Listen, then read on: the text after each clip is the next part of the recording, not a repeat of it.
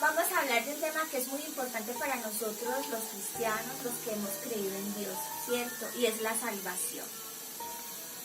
A ver, yo les quiero preguntar a doña Ángela y a don Arturo, ustedes que tienen hijos, ¿ustedes qué pensarían si, por ejemplo, Johan o Emily les dice un día, papá, tú no fuiste buen papá, fracasaste como papá? O si se lo dicen a doña Ángela, eres un fracaso de mamá. No, se siente uno mal. Mejor dicho, eso le parten a uno el corazón como en pedacitos. Sí, cierto. Porque se hiere uno mucho. Y prácticamente sí, se siente uno muy mal porque eso es como un dolor como que no, pues no alcanza uno como a especificar bien, pues uno como madre. Cuando un hijo le hace un desplante o le dice una palabra maluca, pues yo soy una que o seré muy sensible o no sé, me siento la que, mejor dicho, mal. Don Arturo, ¿cómo se sentiría si le dijera a uno de ellos, usted es un fracaso de papá? Pues en un sentido sí me sentía mal, decepcionado, me sentía triste. Ambos hacemos lo posible de dar lo mejor a ellos, lo que nosotros no tuvimos. Entonces, como usted sabe que les está dando lo mejor, le dolería mucho Sí, si ellos le sí. dijeran que usted no fue bueno. Sí, no solamente me dolería, sino que prácticamente se puede decir, sí, apagan como a mitad de mi vida porque uno se me da mucho pues esos muchachos y uno pues sí, la vida de uno son ellos también. Muchas gracias, don Arturo. Y a los hijos yo les pregunto, ¿qué tal si un día sus papás les dijeran, ustedes como hijos son un fracaso, me han defraudado? ¿Cómo se sentiría yo? Pues, ¿cómo me sentiría yo? Pues digamos que yo me sentiría muy mal también, pues en parte, digamos que desilusionado, porque digamos que uno toma la parte, digamos, de, pues en el caso mío yo tomo como ejemplo a mi papá y mi mamá y veo que ellos son un pilar para cada uno de nosotros.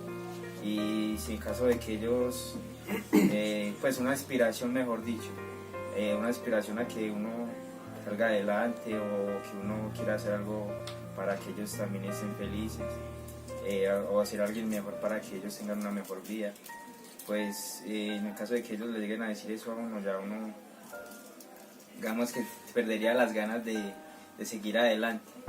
Gracias. Entonces ese sería como Un dolor muy grande. Sí, es que no se puede escribir, yo digo que no se puede escribir. Muy bien, ¿qué tal si yo les contara a ustedes, cierto, que nosotros como seres humanos tenemos un dolor existencial muy grande porque hemos fracasado como humanos? Ustedes se podrían imaginar cuál es ese dolor. Los seres humanos hemos fracasado, ¿cierto? Existencialmente. Pero muchas veces no nos damos cuenta, ¿cierto? Yo les quiero preguntar así, respóndanme así sencillito. ¿Qué duele más? ¿Si te dan un golpe físico o un golpe emocional?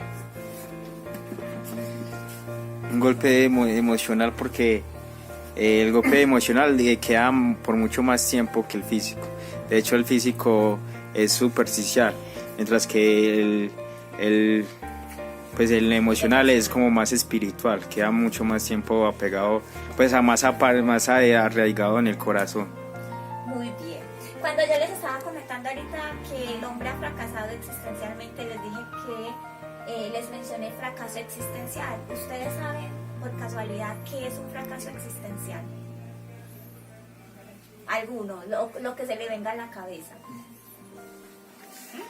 Pues yo creo que el fracaso existencial es como un fracaso en la vida. Exacto. Es cuando nosotros, Johan sí sabe, es cuando nosotros tenemos una meta, un propósito en la vida y no lo cumplimos, ¿cierto? Entonces sentimos que fallamos existencialmente, como que nosotros sentimos que somos buenos para algo, ¿cierto? Y que queremos desarrollar eso para lo cual nosotros somos buenos y tenemos como un objetivo con eso, pero cuando no lo logramos, entonces nos sentimos como muy mal.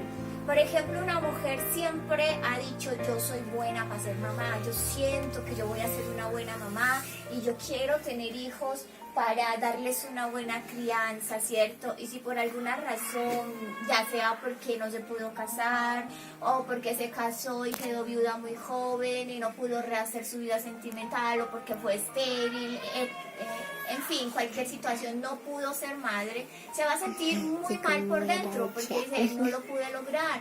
O de pronto alguien sabía que era muy bueno para la arquitectura y se esforzó y se esmeró y no lo logró, ¿cierto? O se le pasaron los años y tuvo muchas diversas situaciones que impidieron que pudiera hacer ese propósito realidad.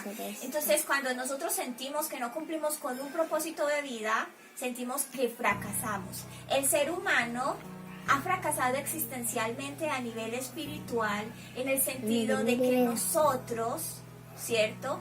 Nuestros primeros padres, Adán y Eva, decidieron desobedecer a Dios y por causa de esa desobediencia hubo una muerte espiritual inmediata. ¿Ustedes saben qué es muerte? ¿Qué es, don Arturo?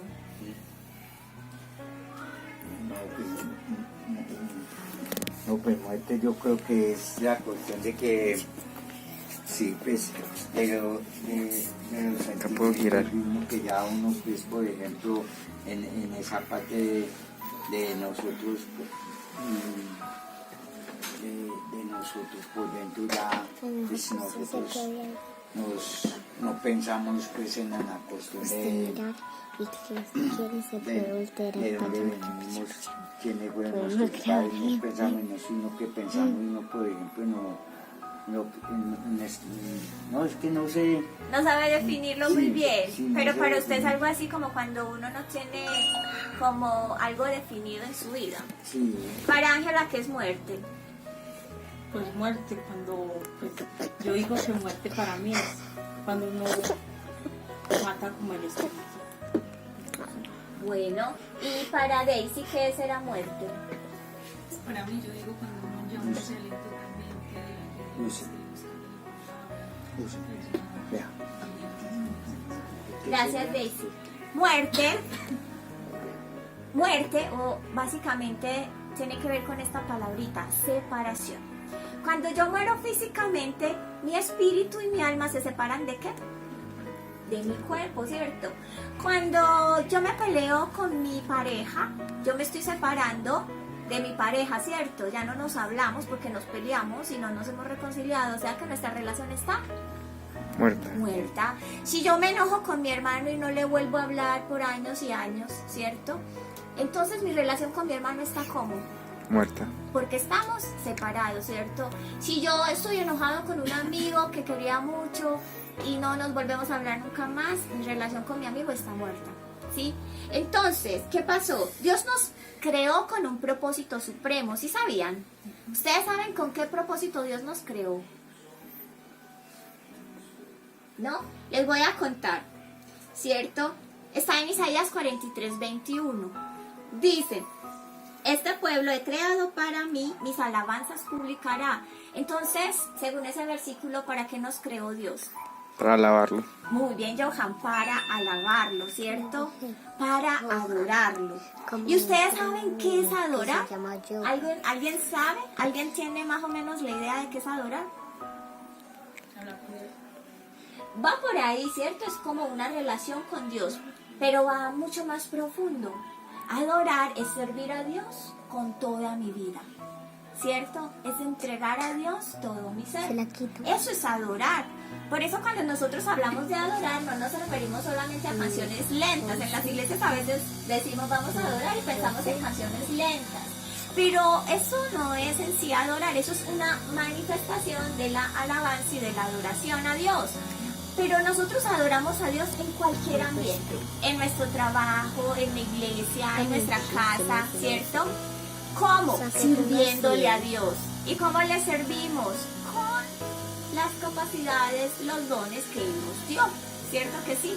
Bendiciendo a los demás y dándole gloria a Dios con esa bendición que damos a los demás. Por ejemplo, si don Arturo es bueno para hablar en público y le habla a otras personas acerca de Jesús, él está sirviendo a Dios con esa capacidad que él tiene, ¿cierto que sí? Entonces le está adorando. Pero adorar, vamos a ver que también tiene que ver con un supremo llamado que Dios nos hizo, o con un supremo propósito. Entonces vamos a recordar, ¿qué es muerte? Separación. Separación. Vamos a repetir todos, ¿qué es muerte? Separación. Exacto. ¿Y qué es adorar? Servir a ¿Servir Dios. a Dios con qué? Todo el ser. Con toda mi vida, ¿cierto? Entonces recuerden eso cuando hablemos de esos términos, ¿cierto?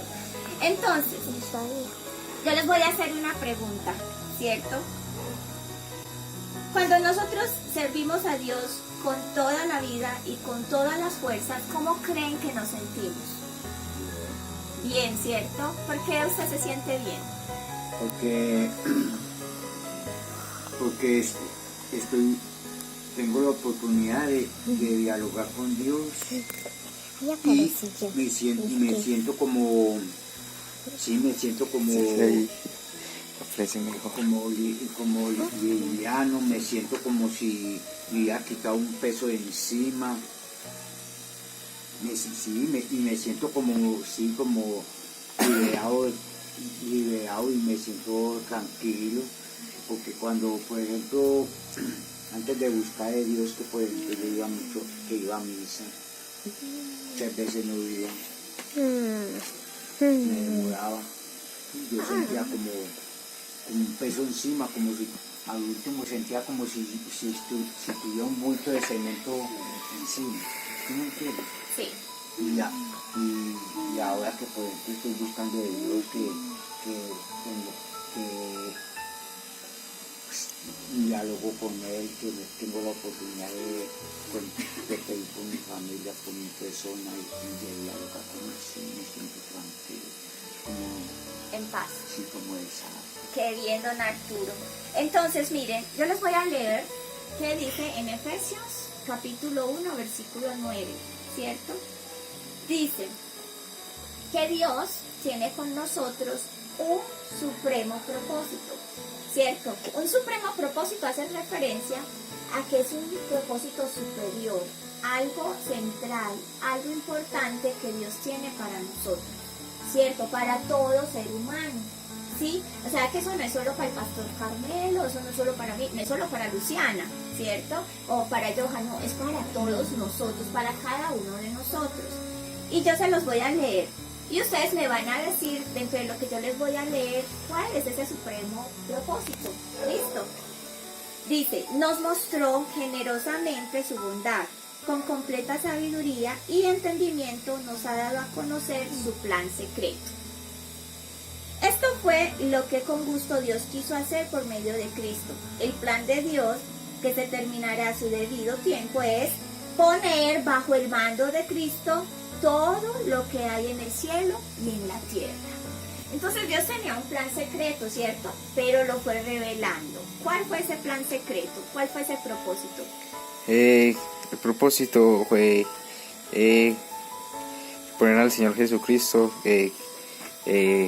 me mando de todo lo que hay en el cielo y en la tierra. Eso es, démosle un aplauso a Johan, ¡bravo! Excelente, súper bien. Es poner bajo el mando de Cristo todo. En otras versiones, en otras Biblias, con otras versiones dice a Cristo como jefe. Es decir, que el supremo propósito de Dios es que nosotros sometamos nuestra voluntad y todas las cosas bajo, ¿cierto?, el señorío de Cristo.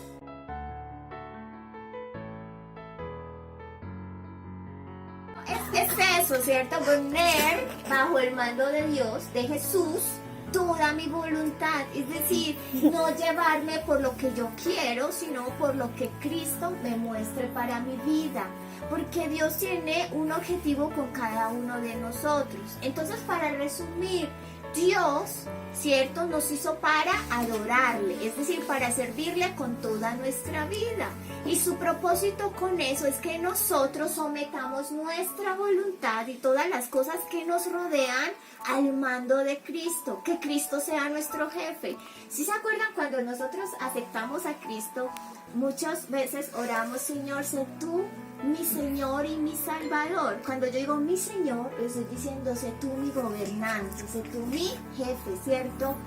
¿Sí? Pues, A ver, don Arturo, cuente. pues yo siempre lo pongo porque yo en el trabajo, por ejemplo, en el sitio donde yo estoy laborando, yo soy uno que, por ejemplo, cuando tengo algún inconveniente, sea con los patrones o con algún compañero, pues yo hablo con el Señor y le digo, Señor, tú me pusiste acá, tú eres el que, si salgo de acá, tú eres el único que me puede sacar de acá también. Que se haga la voluntad tuya, no la mía ni la de los demás. Así yo pues, yo estoy acá, que tú lo quisiste. Pues el día que sea mañana, pasado mañana, si me sacan, no estoy. Esa fue la voluntad tuya. Tú eres el único. Excelente. Eso es lo que debemos hacer con cada decisión de nuestra vida. Con mis relaciones personales, con mis relaciones sentimentales, con mi familia, con mi trabajo. Cuando nosotros ponemos a Cristo como el centro, como nuestro jefe, Él nos sabe guiar. ¿Y cómo nos habla Dios? A través de su palabra, ¿cierto? También Dios usa siervos, pero principalmente cuando nosotros leemos la palabra de Dios, empezamos a ver las respuestas de Dios en nuestra vida. El Espíritu Santo nos habla a través de la palabra escrita de Dios, ¿cierto? También usa a veces personas, pero nosotros debemos leer la Biblia, debemos orar, debemos confiar en que Dios nos va a guiar. Él va a poner en nuestro interior, en nuestro corazón, cuál es su perfecta voluntad para nosotros, porque Dios a cada uno de nosotros nos habla, ¿cierto? Y nos dice cómo debemos seguir, por qué camino debemos andar. ¿Sí me hago entender? Y eso parte mucho de que yo lea la Biblia y de que yo ore, de que yo tenga una relación íntima con Dios. Todos ustedes ahorita me estaban hablando de tener una relación cercana con Dios. Yo no puedo tener una relación cercana con Dios si yo no leo la Biblia todos los días y si yo no oro, ¿cierto que sí? En la medida que yo leo la Biblia y que yo oro, el Espíritu Santo me va mostrando. En conclusión, nosotros ahorita estábamos preguntando, o yo les estaba preguntando, ¿qué se sentiría si sus hijos o sus parejas, ¿cierto? O sus padres les dijeran que somos un fracaso? Pero, ¿qué pasaría si fuera el caso contrario? ¿Qué pasaría, Daisy, si Luciano un día te dice, mamá, eres la mejor del mundo, estoy feliz de que seas mi mamá, qué orgullo? Una felicidad muy grande, que un hijo le diga, no eres claro, una felicidad muy grande. ¿Cierto? Le brillan los ojos y todo. Es así, ¿cierto? Que uno se siente dichoso. Padre, ¿cómo se sentiría que a usted sus hijos le digan, eres el mejor del mundo? ¿Cómo se siente? Me llevan al cielo. Exacto. Felicidad. Sí, porque ahí ve uno que sí lo que ha hecho uno y ese esfuerzo que uno ha hecho por ellos y todo ese sacrificio no ha sido en vano, y que ha sido bendecido y todo, pues, Muy uno bien. se siente maravilloso. Entonces, gracias, don Arturo. Entonces, cuando nosotros cumplimos, así mismo pasa, cuando yo cumplo el propósito de Dios en mi vida, yo me siento satisfecho. Salvación es recuperar mi razón, ¿cierto?, de ser. Y ahorita hablábamos que nuestra razón de ser o el propósito con el que Dios nos hizo fue el de adorar, ¿cierto? Cuando yo no soy un adorador de Dios, por más cosas que yo tenga a mi alrededor y no sé cuánta gente, yo siempre voy a sentir un vacío dentro de mí. Pero cuando yo ya tengo a Jesús en mi corazón, yo recupero mi razón de ser, ¿cierto? Entonces recordemos, salvación es recuperar mi razón de ser, mi razón de existencia, ¿cierto? Entonces cuando Jesús entra a mi vida, yo recupero esa razón de ser. ¿Y cuál era esa razón de ser? ¿Ser un qué? ¿Un qué les dije? ¿Se acuerdan? Un adorador. Eso, Johan, un adorador. ¿Cuál es mi razón de ser? ¿Ser un qué? Adorador. Un adorador, díganlo sin miedo, eso. ¿Cierto? Entonces cuando yo recupero mi razón de ser, o sea, ser un adorador, yo soy salvo. Porque cuando yo me vuelvo adorador y yo someto mi voluntad a Cristo, entonces yo empiezo a tener una relación íntima con Papá Dios. Entonces se me hace fácil hablar con Él, se me hace fácil leer su palabra. El Espíritu Santo viene, ¿cierto? Y me habla y me abre los ojos espirituales y puedo recuperar mi relación con Dios. ¿Se acuerdan que al principio hablábamos de que la muerte es separación? Cuando Jesús entra a mi corazón y yo recupero mi razón de existencia, que es ser un qué, un qué, Adorador. un adorador, entonces vuelve a haber dentro de mí vida. O sea, mi relación con Dios, que antes estaba muerta, ahora está con vida. Si muerte es separación, ¿qué será vida? Lo contrario. Reconciliación. ¿Qué es lo contrario de separación? Reconciliación. Reconciliación, pero hay otra palabra. Unión, ¿cierto? Entonces cuando Cristo está... Un aplauso para el pastor Carmelo.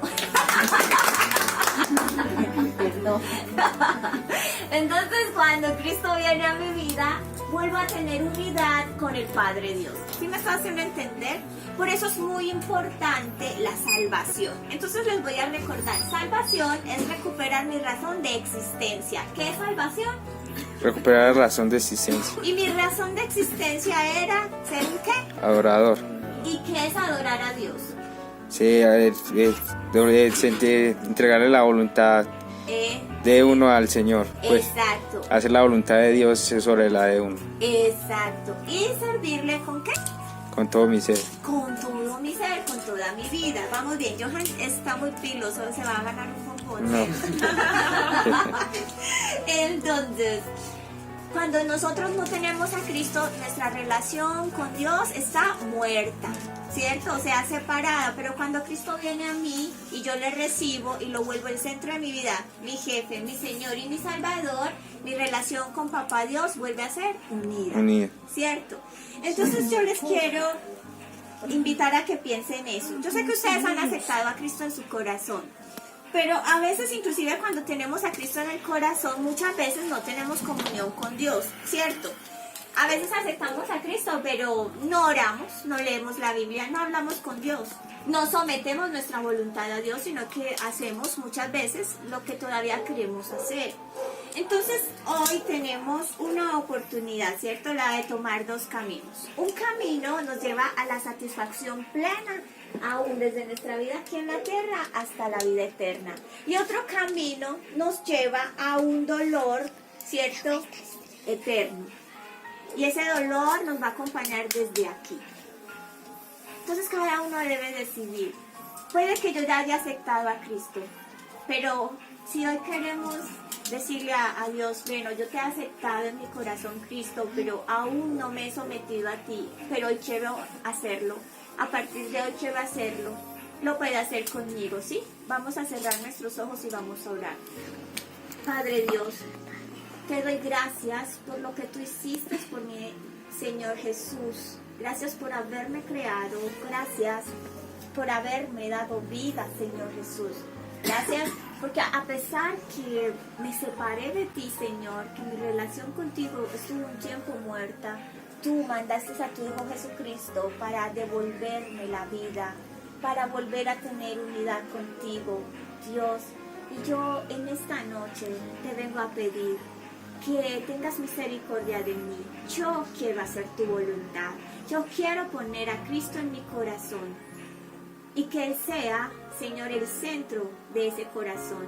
Yo quiero que Cristo sea el centro de mi vida, que Cristo, Señor, me guíe en mi trabajo, en mi familia, en mis relaciones emocionales y sentimentales, Señor, en mi estudio, en todo lo que yo hago, Dios. Te pido, en el nombre de Jesús, que yo sea unido contigo, Padre Dios, a través de Cristo, y que tu Espíritu Santo me sea siempre, Señor Jesús, exhortando, animando y transformando, Señor, a través del estudio de tu palabra, Señor, a través de la forma que Él considera adecuada para mí. Dios, te pido que yo a partir de hoy realmente tenga a Cristo como mi jefe, como mi Señor, como el dueño de mi vida. En el nombre de Jesús. Amén.